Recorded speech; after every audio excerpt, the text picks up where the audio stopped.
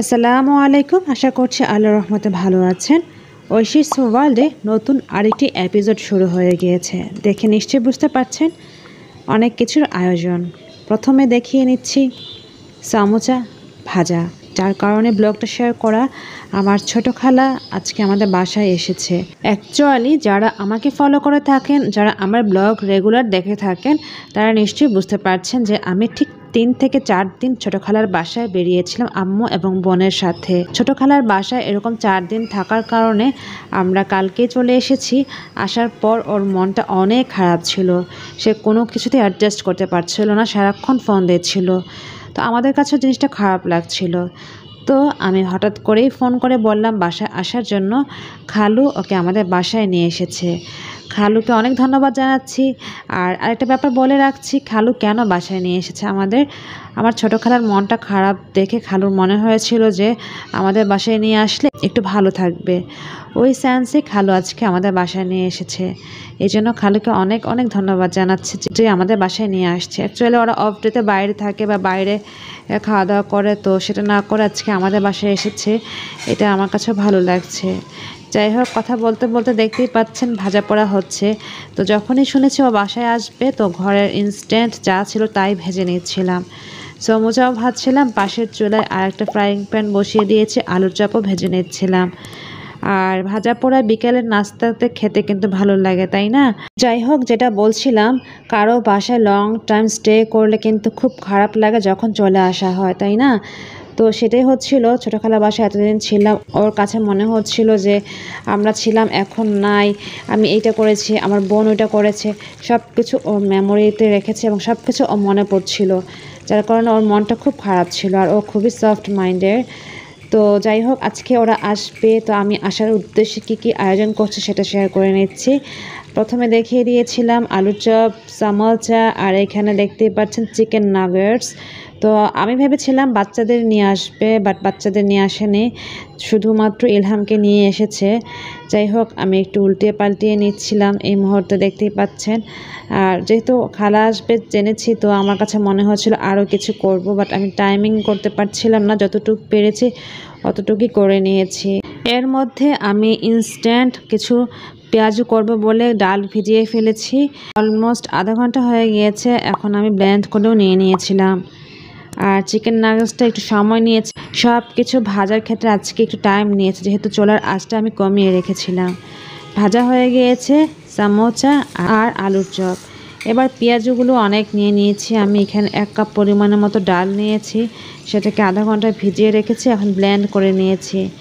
আর আজকে সব ভাজা পোড়া, যেমন এখন দেখতে পাচ্ছেন চিকেন নাগেটস, সেটা হচ্ছে ঐশীস নিউট্রিকা ফ্রুটসেরই অংশ। মানে ঐশীস নিউট্রিকা ফ্রুটসের এরকম ফ্রোজেন আইটেম আপনারা পেতে পারেন। দরকার হয় অবশ্যই ইনবক্স করতে পারেন অথবা কমেন্ট সেকশনে জানাতে পারেন। তো যাই হোক, আমার এখানে নাগেটসগুলো যখন দেখছি একটা একটা হচ্ছে, তখন আমি একটা একটা তুলে নিচ্ছিলাম, কারণ যেহেতু ফ্রিজে ছিল। আর চিকেন নাগেটস কিন্তু সাধারণত একটু সময় নিয়ে অল্প আঁচে ভেজে নিতে হয়, এতে করে ভেতরে একটু হয়ে থাকে। তো ভেজে নিলে ভালো করে সেটা খুব সুন্দর ক্রিস্পি হয়ে থাকে। পেপারের ওপর সব কিছু নিয়েছে, যেহেতু সবারই অ্যাসিডিটির প্রবলেম হচ্ছে। আর পেপারে নেওয়ার কারণ হচ্ছে সম্পূর্ণ তেল শুষে নিচ্ছিল পেপার। দেখতেই পাচ্ছেন পেপার একদম অয়েলি হয়ে গিয়েছে, আর খাবারগুলোর তেলগুলো সব পেপারে লেগে গিয়েছে। এভাবে করে পেঁয়াজগুলোও ভেজে নিচ্ছি। আর আজকে দুপুরে বাবা খায়নি ভাত, বাবাকে প্রথমেই 3টা পেঁয়াজু আর মুড়ি দিয়ে দিচ্ছিলাম। বাবার খুবই ফেভারিট, বাবাকে ভাত না খাওয়ালেও হয়, পেঁয়াজু অথবা মুড়ি বানানো পেলেই বাবার জন্য আর কিছু লাগে না। তো দেখতে পাচ্ছেন সব কিছু কিন্তু আমার অলরেডি রেডি হয়ে গিয়েছে। আরও কিছু পেঁয়াজও ভাজা হচ্ছে, ভাজা হলে সব কিছু টেবিলে নিয়ে আসবো। বাট তার আগে দেখিয়ে নিচ্ছি যে আমি আজকে কী করেছি। যাই হোক, মোটামুটি ভাজা হয়ে গিয়েছে, আমি সব কিছু টেবিলে নিয়ে এসেছি। আর একটা কথা বলাই হয়নি, আজকে মা রোজা রেখেছে, শাওয়াল মাসের রোজা। তো একটু কথা বলেই নিচ্ছি রোজার ব্যাপারে, যে শাওয়াল মাসের রোজা যে 6টা আছে, সেই 6টা রোজা রাখলে সারা বছরের যে আমরা কবিরা গুনাহগুলি করছি সেগুলি কিন্তু মাফ হয়ে যাচ্ছে। তো আমরা কিন্তু 6টা রোজা রাখতেই পারি, তাই না? শাওয়াল মাসের রোজা, বা অনেকে 6-এর রোজা বলে, যে যেভাবেই বলুক না কেন, শাওয়াল মাসের 6টা রোজা কিন্তু আমরা রাখতেই পারি, যেটা সবার জন্য খুবই মঙ্গলকর হবে। আমি মনে করে থাকি, তাই একটু শেয়ার করে নিলাম আজকের এই ব্লগটির মাধ্যমে। 2 ধরনের গুনাহ আছে তাই না, একটা হচ্ছে সগীরা আর একটা হচ্ছে কবিরা। তো সবচেয়ে ছোট গুনাহ মনে হয় সগীরা, বা আমি এই মুহূর্তে গুলিয়েই ফেলছি, যেটাই হোক সবচেয়ে ছোট গুনাহগুলি কিন্তু মাফ হয়ে যায়। তাছাড়া সারা বছরে আমরা নেক পেতেই থাকবো। তো আশা করছি আমরা সবাই যারা আমরা পারবো অবশ্যই এই 6 রোজাটা রাখতেই পারি, তাই না?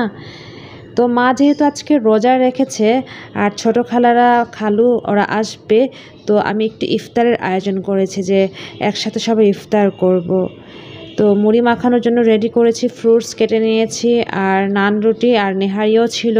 এগুলো সব কিছু আমি টেবিলে নিয়ে এসে আপনাদের সাথে শেয়ার করছি।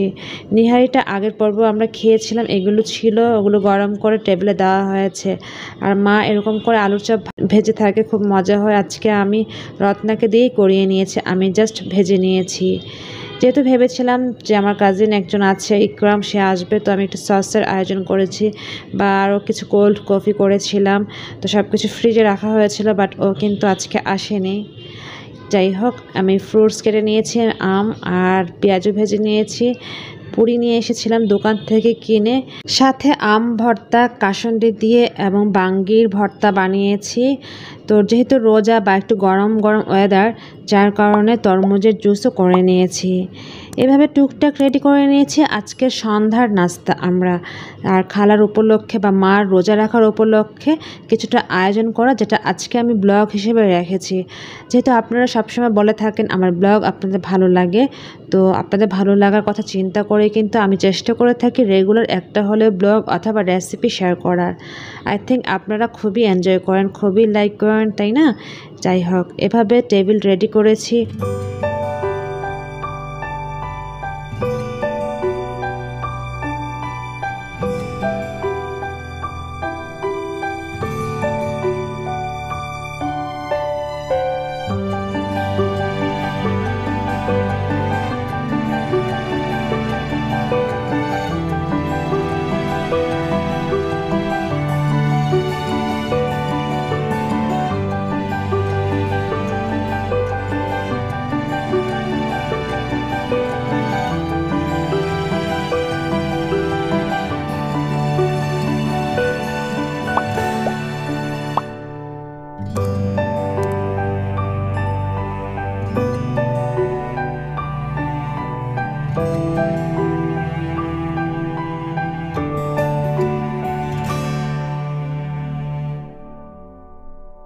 ব্যাস, এভাবে টেবিল রেডি করার পর ওয়েট করছিলাম, ওরা আসেনি। ঠিক মাগরিবের নামাজের পরপরই ওরা এসেছে। এর মধ্যে মা টুকিটাকে ইফতার করে নিয়েছিল আর বলেছিল ওরা আসলে একসাথে সবাই বসে ইফতার করবে, যার কারণে মুড়ি মাখানোটা হয়নি। তো ওরা আসার পর আমরা মুড়ি মাখিয়ে সবাই মিলে খুব এনজয় করে খেয়েছিলাম। এর মধ্যে আদনানকে কল করা হয়েছিল, আদনানও চলে এসেছিল। খালু, আদনান, আমরা, বাবা, মা সবাই মিলে খুব এনজয় করেছে আজকের দিনটি। বেশি ভালো লেগেছে ছোটো খালাকে পেয়ে। ওর মনটা খারাপ ছিল, আসার পর আমাদেরও মন ভালো হয়েছে, ওরও মন ভালো হয়েছিল। এটাই হচ্ছে আল্লাহর কুদরত, তাই না? কে ভেবেছিল আজকে আসবে? কালকেই তো ওর বাসা থেকে আমরা এসেছিলাম, আল্লাহ চেয়েছেন বলেই কিন্তু ও আসতে পেরেছে আজকে আমাদের বাসা। তো খালা আসবে, ওর সাথে একটু গল্প আড্ডা দিই। রান্নাঘরে থাকলে গল্প করা হবে না বলে আমি আগে থেকেই চা পর্যন্ত বানিয়ে রেখে দিয়েছিলাম, যাতে করে সুন্দর করে একটু আড্ডা দেওয়া যায়। ওভাবে কিন্তু সব কিছু রেডি করা। টেবিলে সব কিছু রেডি করার পরে আমি চুলোয় চা বসিয়ে দিয়েছি, যেহেতু বলেই নিয়েছি যে ও আসার আগে সব রেডি করা থাকবে, যাতে করে সুন্দর করে গল্প করা যায়। আর খুব কড়া করে চা বানিয়েছি, সবাই একসাথে ইফতারের পর নাস্তা করে চা খেয়ে নিয়েছিলাম। এভাবেই গেল আজকের দিনটি। খুব ভালো লেগেছে, খুব এনজয় করেছি। ধন্যবাদ আল্লাহ রাব্বুল আলামিনকে, ধন্যবাদ খালুকে। আজকে আমার ছোটো খালাকে নিয়ে এসেছে, ছোটো খালার মনও ভালো হয়েছে, আমাদেরও মন ভালো হয়েছে। এই তো, এটাই ছিল আজকের মতো ব্লগ। নিশ্চয়ই ভালো লেগেছে, এভাবে সাপোর্ট করে যাবেন, সাথে থাকবেন। আজ এ পর্যন্তই। আল্লাহ হাফেজ, আসসালামু আলাইকুম। Thank you so much for watching.